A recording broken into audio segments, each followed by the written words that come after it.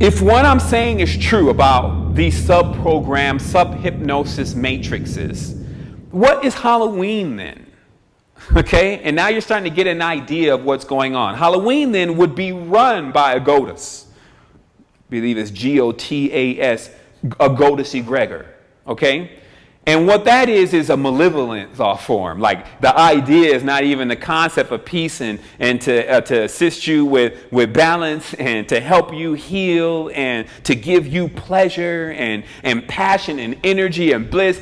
It's all the exact opposite. It's like taking a trip through a programmed game of destruction, right? But of the most horrific kind, a complete dismemberment and a degradation to who you are as a human being. To dress up as some dead ghoul, especially when death is not even real, and to put that into the mind of your children. Okay, to put that into the mind of your children and to authenticate and write it off and to sign it as their parent, that it is okay for them to accept in their mind and in their consciousness, not only death, but an after death that is distorted and demented. Okay?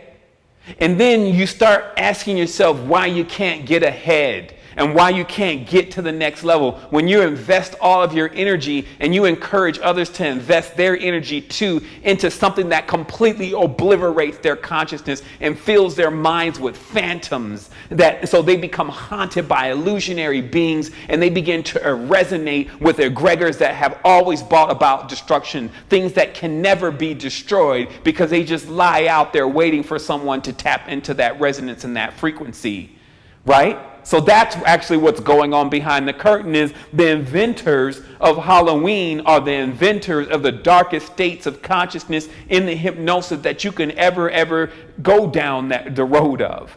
And yet one sends their kids down the road. Notice how it works. They send their kids down the road. And actually the one who wins the Halloween costume is the one who, or costume contest, is the one who dresses more ghoulish. The one who dresses with the most blood and the most carnage going on. You see?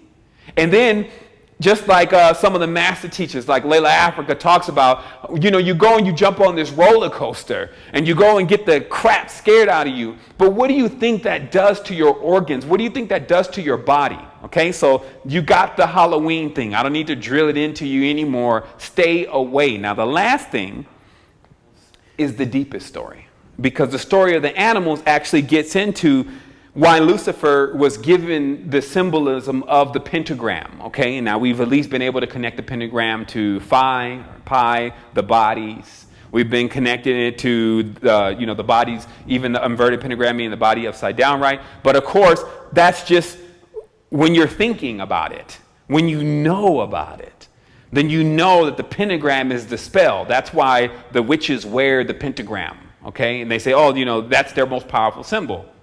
So the pentagram, in the all-knowing stage, the pentagram is actually the spell itself. That's why the witch's symbol is the pentagram.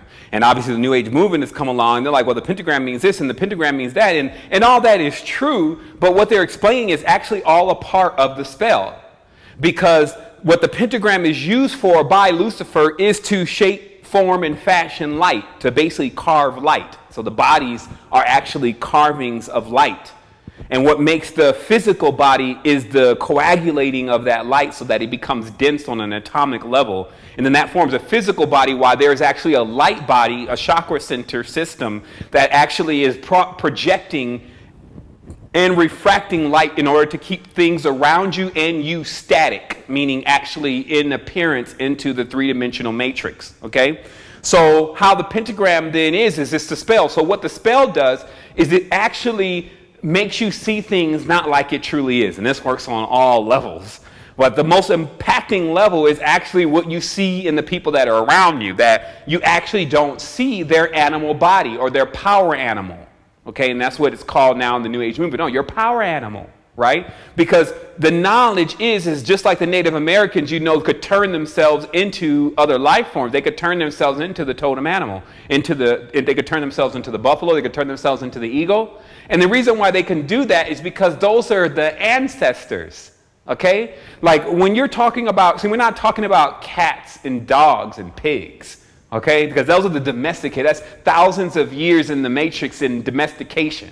What we're talking about are the original beings that have all these senses. So now if you notice how, like a jaguar even, or a lion and a tiger even, the level of prowess that you're talking about, the level of power, the level of sense, the eyes, the hearing, like all of their hypersensitivity, you're walking miles away. The plant systems, okay, too. The insect system, talking about all life forms, animals, plants, everything that's here that has life in it is actually the ancestors. The big key to this and how you begin the major process of deprogramming and dehypnotizing yourself.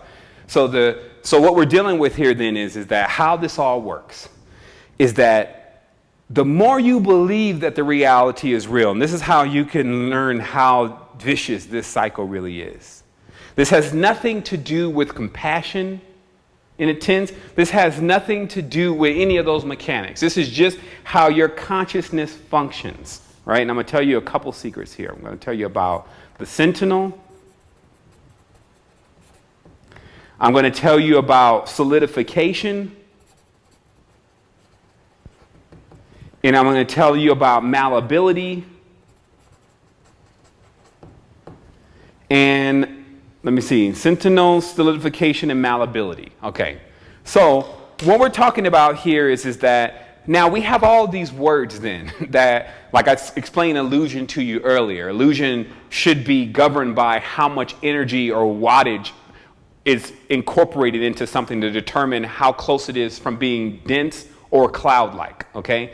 So that would be like another definition of illusion. But we don't have any other words. Just like I said, in that if you're trying to do this in other languages and you're trying to bring this knowledge and message, you'll find they don't have the words for what you're talking about. So English is like that too when you start to try to explain some of the much more deeper things, because it leaves a person in this like, I don't see how that works. And one of these is about the more energy or belief that you put into activities that go on in the matrix, the more it impairs you from being able to change in the event something doesn't go the way that you want in that activity, for you to change it. Okay? So this means that the environment that's going on around you, if let's say you lose a loved one, or you lose a job that you really need, or someone betrays you, what that actually does is it solidifies more for you that the matrix that you're living in is actually real, because the experience, it tapped into a side of you that is very real. Okay? And then what happens is the more of your energy that you divert into that, when you want to change it, because it has so much power, it's now solid. And that's what I mean by solidification. And the more solid something becomes in your consciousness, you don't have the power to mold it anymore. It becomes basically like stone. So how you do this then, the technique is that when something is going on, like things are getting on your nerves and stuff is happening, keep a mindful tense if you expect to change whatever is going on, how much energy you actually give to it. Because that's the energy that you're going to be going against, is how much energy you are putting into it. Okay? So when you start adapting this state of mind, I mean, it gets almost to the point where it's impossible for other people, if they saw what you were capable of doing, when you start realizing the keys to these matrices and how they work. And how, like, if something goes on, like you're about to get, a job. Like somebody asked me this question the other day, and I answered it for them. I wanted to share it, but I just didn't have time yet. But it was about, they asked me why when they're about to get something that's going to change things for them, like let's say a new car, a new job, or, this business idea, this loan, etc., then it ends up not going through. And time again, it doesn't go through. And I explained to the person, because there's different mechanics to those kind of things. One, that first you should always know that there's a diametrics or opposing field to anything that you're trying to do. That's just how the matrix works. With every action, there must be a reaction. So you want to not let that diametric force know what you're attempting to do. And you often do that by one, overexcitement. When you're overexcited, you send these frequencies out that now must be responded to. So then the sentinel actually sends back the corresponding opposite force to whatever you're excited about. So the easiest way to get excited and to not be detected is to actually do it all within and have that calm, all-knowing peace and let it fuel that, especially before it's about to happen. And then the second thing is that, because I call that, when you get excited and everything about it, I call that eating the energy before it even arrives. It's like, you just, oh my goodness, girl, I'm going to get this car and we're going to be out, we're going to be having fun. Finally, I'm glad that my credit, I don't know how they approved it, but they did. They called me yesterday. And then, 2 weeks later, when you're like, hey, what happened to the car? They said, girl, did you know that they canceled my credit card? And then they found out. And then they're wondering, well, why that happened? Because you ate it already. And on top of that, here's another thing. Now, if you didn't set off the alarm, sometimes, and actually more often than not, if you tell someone that has nothing to do with it, if you tell them about it, then their energies, their hypnosis egregors, and all the stuff that people have, the baggage, that's what the real baggage is. It detects it. And it's like sending its own force, because in many times when you tell somebody that you're going to another level, don't be surprised if they're not happy about you going to that other level deep down, but on the outside they're like, oh my goodness, I'm so glad. And they're like, I can't believe I'm doing way more than her, I look better than her, why is she with him? And or the guys, I don't even understand, they should have picked me for the draft. I mean, I'm running faster, and it's, so you would be surprised, but then when the guy comes up and says, oh man, I made the team. Yo, man, bro, you did it. And he's like, man, how? So this is what's going on until humans figure out themselves and what they're doing and how they're holding themselves into these prisons and prisms. Then, this will continue to go on. It's basic. You shouldn't, if you're catching feelings about it, right? And if you feel like you're upset about that, then that's because you bought into the whole thing. And that's what I mean, when you buy into it, then your currency is out there, and then now you feel like you need to get paid. And then what happens if you don't have any currency to draw from anyway, then now it's going to be on credit. So the thing is what I'm saying is, with mechanics like that, about getting things accomplished, you have to know this kind of stuff if you're expected to make major things happen. Because when something major is about to happen, you just, except for people who are directly involved in it, until it manifests, because there's diametric forces that want to prevent that from happening, because they are designed to just be the opposing force to whatever you're trying to do. So you can make your yoke easy and your burden light by not doing that. This also is basically the same concept of lucid dreaming. When you're in the lucid dream, then you're literally doing this technique of where you don't want to grab too much onto the dream, because then you'll wake up. And then on top of that, you don't want to fall too, get too relaxed, because then you'll sink into the dream. You'll fall asleep. So you're kind of like riding this wave. It's the same thing in life. In your experiences, you got to just ride the wave, because other than that, then you put too much energy into the illusion. And then when it comes time for you to change it, because it's still a morphogenic field, most people don't understand the keys to manifestation, but this is one of the major ones. When it comes time for you to change it, then you can't change it. So that's it. That's all I have for you today. It's just because this is packed with knowledge. It gives you the ability to use the key, the atomic structure, to identify the different thought forms and energies moving throughout the reality.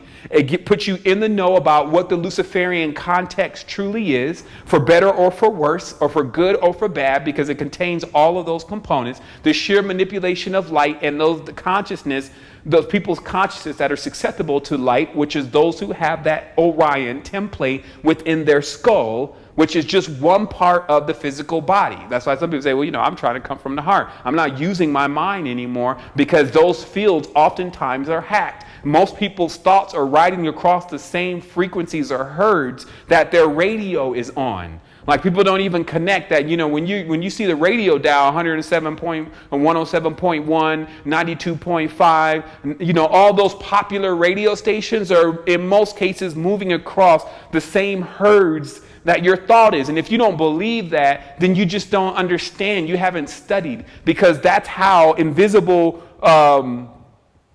conversations that you call telephone, cellular phone, even pictures and data can get from your device, which has no visible cord, to another person's device through the air that they have no visual cord on either. How does that work? And it's because it's moving over frequencies and wavelengths.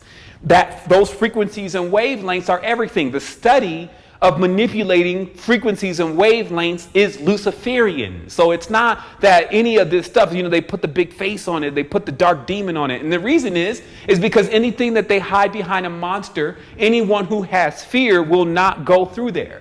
And if they have tapped into this Halloween and, they're all scared and they're going to these spooky houses and they're on these crazy rides, they're very familiar with the egregor and its fearful context. So the next time that they're triggered by something that, Freddy Krueger or whatever in their dream, then they have in this disruptive state of consciousness going on that they have a hard time getting free from. So just remember what all this stuff is connected to, how you can change it, moving into your all-knowing state, beginning those practices now. It's not going to happen overnight. Don't ask me or send me text about how to do that, because you would be asking me to teach you how not to think. You see what I mean? So all this should come intuitively, and just remember the reason why you know it's there. Instead of you know it's there. It's not you have to think about how to get there. The reason how you know that it's there is that many people have gone into states of consciousness where they've been able to pull entire volumes of information out of nowhere. But guess what? That nowhere is around everything, and you can tap into it. Wholeness and balanced vibrations. Have an amazing time. Have an amazing infinity. I will be back.